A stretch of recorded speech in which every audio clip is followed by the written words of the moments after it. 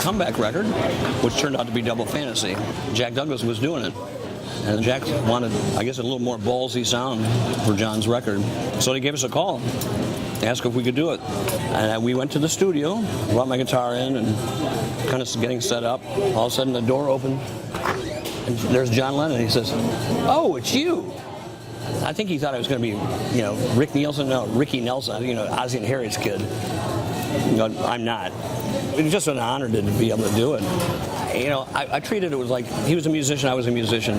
It was guitar guy to guitar guy. That was what was really cool. And he let me play what I wanted to play. And John said, "Rick, just play what you're doing. It sounds terrific." And he went in the booth, and this is a quote from Bunny. Bunny said that John looked at him and said, "God, I wish I had Rick on Cold Turkey." He said, "Clapped and choked up." That's pretty high praise from the man. One other story. He pulled out this Rickenbacker, and on the Rickenbacker was the set list from Shea Stadium. It was scotch taped to the side of the Rickenbacker. How cool is that? It was great, It was a great day. Bigger than Elvis for me. Way bigger. Funny that Rick mentioned Elvis, because I was set to meet Jerry Schilling, one of Elvis's oldest friends and associates. I couldn't wait to ask him about the one and only meeting between Elvis and the Beatles in the summer of 1965, and what John's reaction was to meeting his idol. Elvis was standing at the door, he and Priscilla. John was real excited. I mean, really, the most excited. George went down to the pool and kind of watched the lights in the water. He was real kind of quiet like that. Ringo was fun. Like I said, we played pool. Paul was into Elvis playing the bass. It was getting about daylight, and when Elvis walked guys to the front door and I was walking out with John, John said, "Jerry, will you do me a favor?" I said, "Sure, He said, "I didn't have the courage to say this to Elvis." He said, he said, "You see these sideburns?" And I said, "Yeah." He said, "I almost got kicked out of high school because I wanted to look like Elvis. And without him, I wouldn't be here."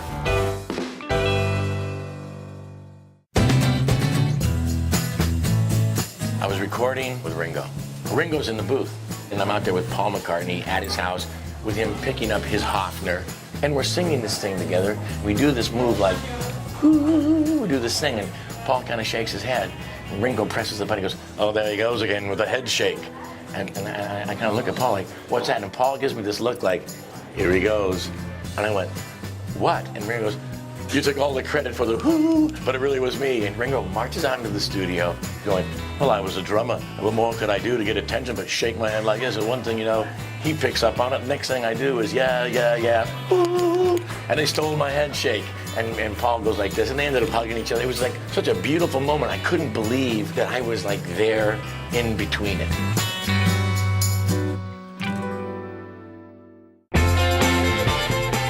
I was totally excited to go to Indianapolis to interview Jim Irsay, the owner of the Indianapolis Colts, who at the time were the Super Bowl champions.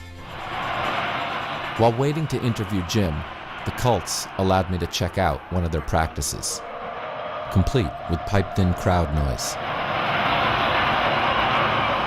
This is totally crazy that I'm even here. You're here. Totally crazy. This is nuts. Besides owning the Colts, Jim has a massive collection of guitars, including the one played by George Harrison starting on the Revolver album. To think of what's been played on that. And Your Bird Can Sing and Lady Madonna, and so much of the 60s is in here. Yeah.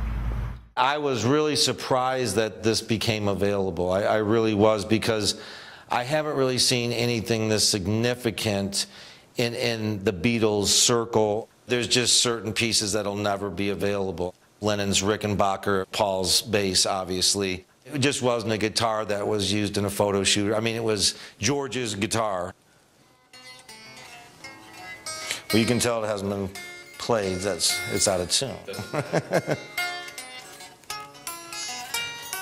Is there any way I could just strum one chord? Of course! Sure. No, you got it, Seth. Wow. To think I was actually playing George Harrison's guitar. I could only dream of such things when I played the same model guitar in my band in high school. Thanks, Jim. It was very cool to interview Fred Seaman. He was John Lennon's assistant, personal assistant, in the last year of John's life. Fred got a view of John like nobody could ever have. One of the first conversations we had was about politics. You know, I knew to steer clear of talking about the Beatles, but I figured that was a subject that would be worth getting into, and we had an amazing conversation. I think it was my second or third day there, of politics. And John told me that if he were an American, he would vote for Reagan because, you know, he was really sour on Jimmy Carter. Thought he was a phony.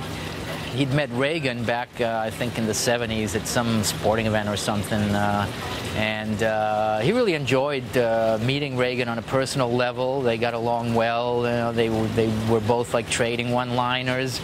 But of course, Reagan was the guy who had ordered the National Guard, I believe, to go after the demonstrators in Berkeley.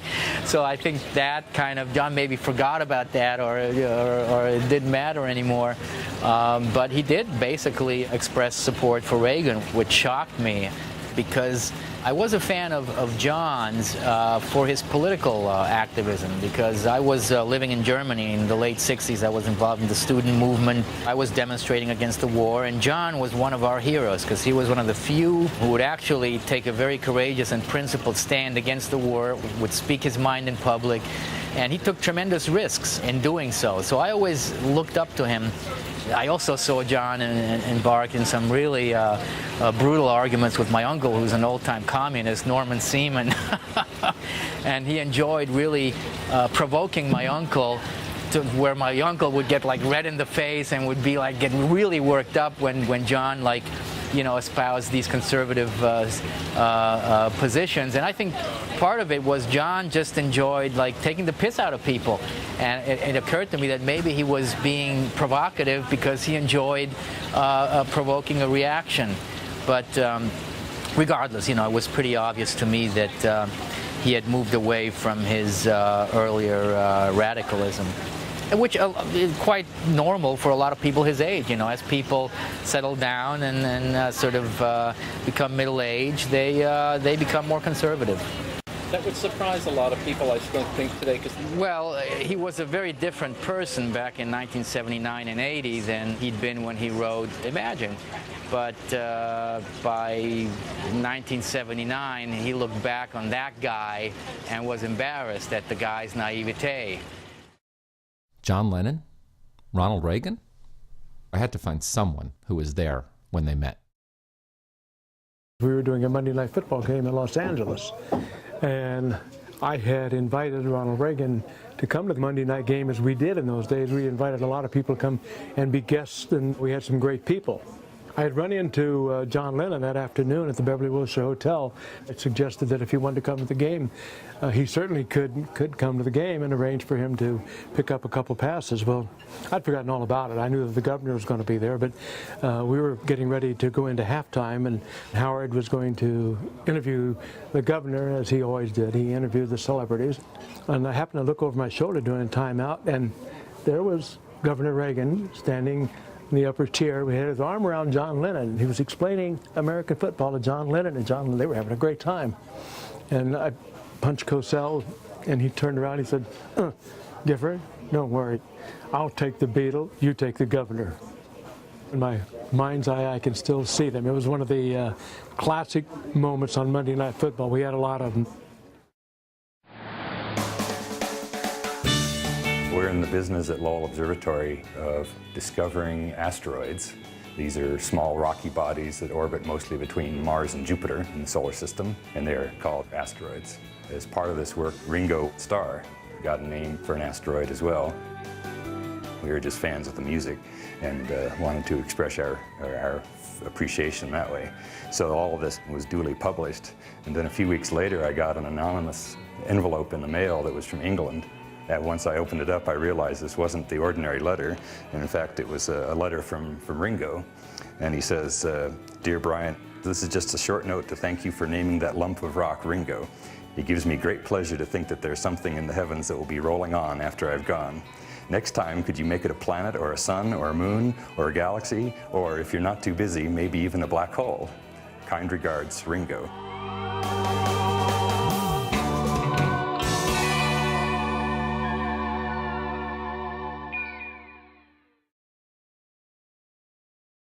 This may look like Paul McCartney, but in fact, it's Mitch Weissman, whose uncanny resemblance to Paul won him a modicum of fame when he played Paul in the first incarnation of the hit Broadway show Beatlemania in the late 70s. I was walking up from Pioneer to my corner on 74th Street up Columbus Avenue when this big voice booms out from across the street. Look, honey, it's Paul. Well, good morning, Paul. How are you, Paul? You know, you ought to form yourself a band with 4 guys and a girl who don't look like anybody and call it Wings and tour the world.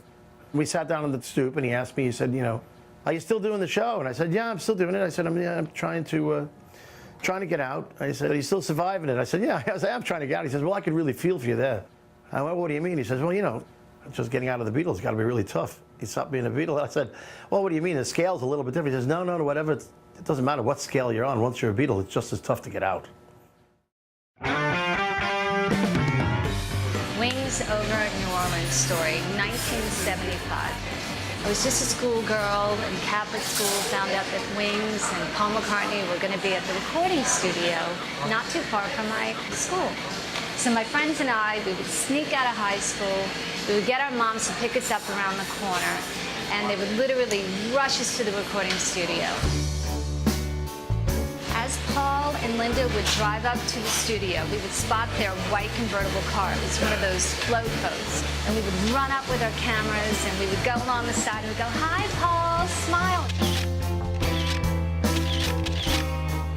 As they get inside the recording studio, they leave the car top down and they leave the keys and the ignition. So what do?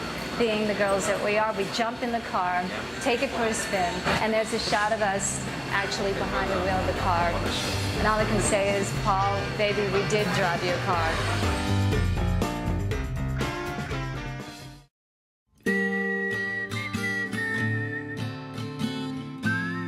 The one thing that I do remember, and that's when after John died, the day he died, Paul came into the studio to really for therapy. And he did say, I'm never going to fall out with anybody again, just in case this happens. You know, in his emotion that came out.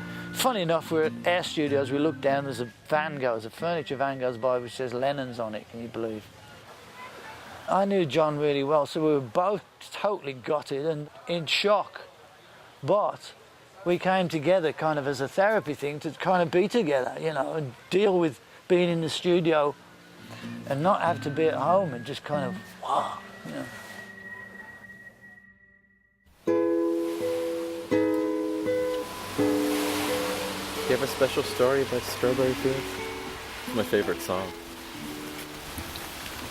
The first time I ever cried here was Sean, 8 years old. I was showing them Yoko and Sean around, and the first place was here, 9 o'clock in the morning, in the snow. And when we got inside the house, Yoko gave them a picture of John and Yoko on the boat in Central Park. It was on the Double Fantasy cover. But she gave them the real photograph, the big one in the frame. I stood in this reception room and Sean just looked at the picture and walked over to it and started touching John's face. I just cried my eyes out. Close your eyes, give me your hand. I was at a movie party. I look over and I realize that Ringo's standing over there. And I thought, do I go over and introduce myself and kind of make a fool of myself or not? I was overcome with sort of reticence and shyness and, you know, I couldn't quite bring myself to just walk over and say something. But I was there with my friend and he took my hand and he said, I'm bringing you over there and we're going to meet Ringo right now. And so he brought me over and I introduced myself and I mentioned I was in the Bangles, and to my amazement, he said, oh, oh yeah, I know the Bangles. And then I kind of embarrassed myself because I couldn't stop the gush of love that sort of poured out of me towards Ringo, and I was like, you're the greatest drummer in the world. It went on and to the point where Ringo started walking away, and I was still saying, you're the greatest drummer in the world, and it was almost like a Tourette's thing, you're the greatest drummer. Ringo.